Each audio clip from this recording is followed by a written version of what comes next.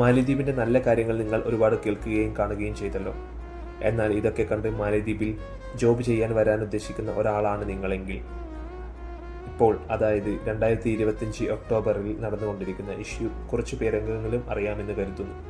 എന്നാൽ അറിയാത്തവർക്ക് വേണ്ടിയാണ് ഈ വീഡിയോ.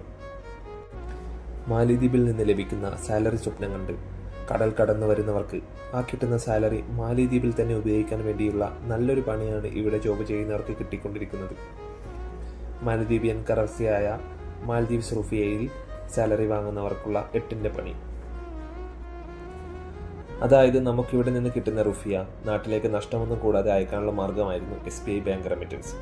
ഇത്രയും കാലം മാൽദീവ്സിൽ നിന്ന് നാട്ടിലേക്ക് ബാങ്ക് റേറ്റ് വെച്ച് അയക്കാൻ പറ്റുന്നത് $400 ആയിരുന്നു. എന്നാൽ അത് ഈ 2025 ഒക്ടോബർ മുതൽ $400 നിന്ന് $150 ആയി കുറച്ചുകൊണ്ടാണ് നമുക്ക് പണി തന്നിരിക്കുന്നത്.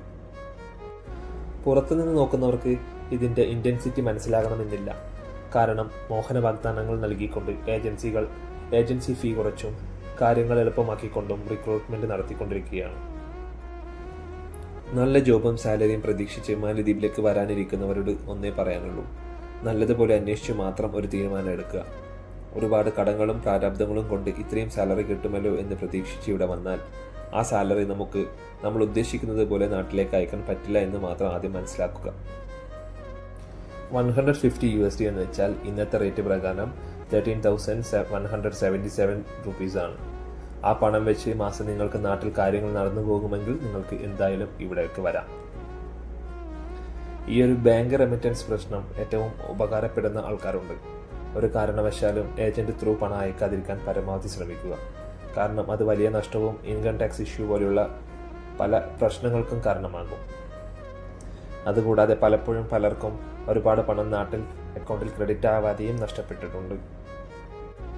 എന്നാൽ ഓരോ പ്രവാസിയും ഈ പ്രതിസന്ധി മറികടക്കുന്നതിന് വേണ്ടി പല വഴി പൊരുതുകയാണ്, എന്തെങ്കിലുമൊക്കെ നടക്കുമെന്ന് പ്രതീക്ഷിച്ചുകൊണ്ട്. എന്നാൽ ആ പ്രതീക്ഷയ്ക്ക് കിട്ടിയ ആദ്യത്തെ തിരിച്ചടിയാണ് SBI മാൽദീവ്സ് ബ്രാഞ്ചിലെ മറുപടി: അവർക്ക് ഈ ക്രൈസിസിൽ നിന്ന് ഒന്നും തന്നെ ചെയ്യാൻ സാധിക്കില്ല എന്നത്. എന്തുതന്നെ ആയാലും ഈ പ്രശ്നങ്ങൾ എത്രയും പെട്ടെന്ന് തീരുമെന്ന നല്ല പ്രതീക്ഷയും വെച്ചുകൊണ്ട് നമുക്കിനിയും കാത്തിരിക്കാം.